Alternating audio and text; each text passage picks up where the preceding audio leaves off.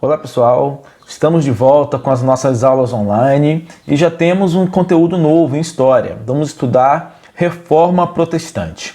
O que foi esse movimento? A Reforma Protestante aconteceu no século XVI e foi um processo histórico onde a unidade da Igreja Católica foi rompida devido ao surgimento de novos grupos cristãos. Então, antes da Reforma, nós tínhamos um grupo cristão, a Igreja Católica, e com o processo da Reforma há esse rompimento, essa quebra da unidade e novos grupos cristãos surgem, os grupos protestantes e que nós também conhecemos como grupo evangélico. A Reforma, ela acontece no século XVI, mas ela possui raízes já desde o século XIV, com os chamados movimentos heréticos, movimentos que contestavam algumas práticas da Igreja, já desde o século XIV.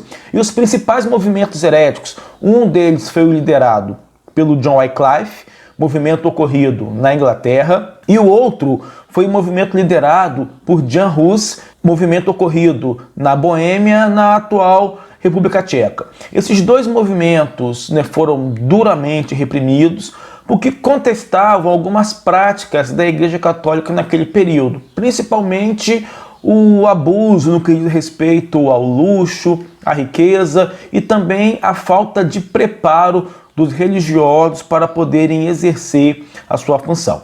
Então, isso foi a Reforma Protestante, esse movimento de rompimento da unidade da Igreja Católica. As raízes estão no século XIV com os movimentos heréticos.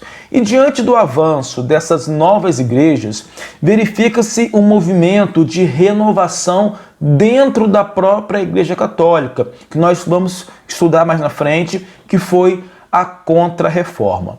A Reforma, ela possui origens múltiplas. Nós podemos destacar vários fatores que geraram a Reforma Protestante. Fatores de origem religiosa, outros de origem política e também alguns de origem socioeconômica.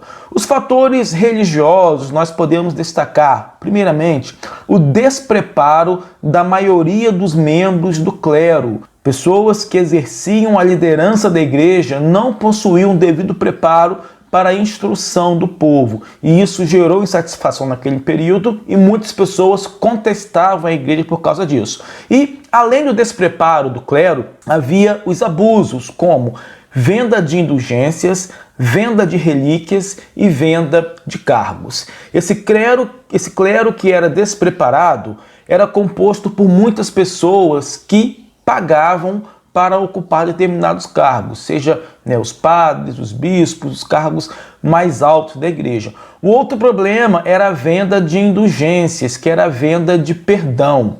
Quando uma pessoa cometia um erro, um pecado, para que ela recebesse o perdão, ela deveria fazer alguma doação à igreja, seja em propriedades ou em dinheiro. E também havia a venda de relíquias, que era a venda de objetos que eram ditos ser objetos sagrados, mas que na verdade eram objetos falsos. Por exemplo, um espinho da coroa de Cristo, um pedaço de madeira que foi da cruz de Cristo, Tudo isso era vendido pela igreja e muitas pessoas contestavam essas práticas. Então, os fatores religiosos que geraram a Reforma Protestante foram o despreparo da maioria dos membros do clero e determinados abusos, como a venda de indulgências, a venda de perdão, a venda de relíquias, que eram os objetos sagrados, e também a venda de cargos de liderança na igreja.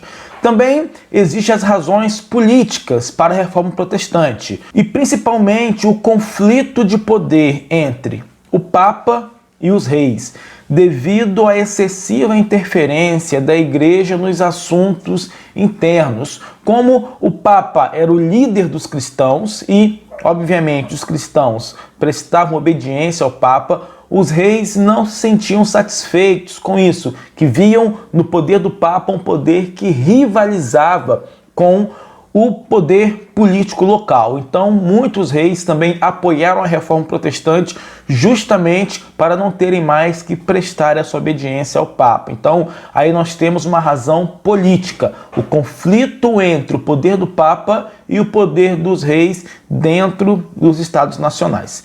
E também temos as razões socioeconômicas. Primeiramente, o interesse da nobreza e da burguesia nas terras da igreja. Sabemos que a Igreja Católica era uma grande proprietária de terras, então muitos nobres e muitos burgueses tinham interesse nessas terras e caso um país aderisse à reforma protestante, essas terras poderiam ser confiscadas, a Igreja perderia essas terras. E também a necessidade de uma nova ética econômica mais adequada ao período de transição do feudalismo para o capitalismo. Nós sabemos que esse período da reforma, como também nós já estudamos anteriormente o Renascimento, a Idade Moderna, de maneira geral, é esse período de transição do feudalismo para o capitalismo. E a Igreja Católica condenava algumas práticas do capitalismo, como o lucro, o comércio. Então, essas pessoas envolvidas nesse processo, econômico,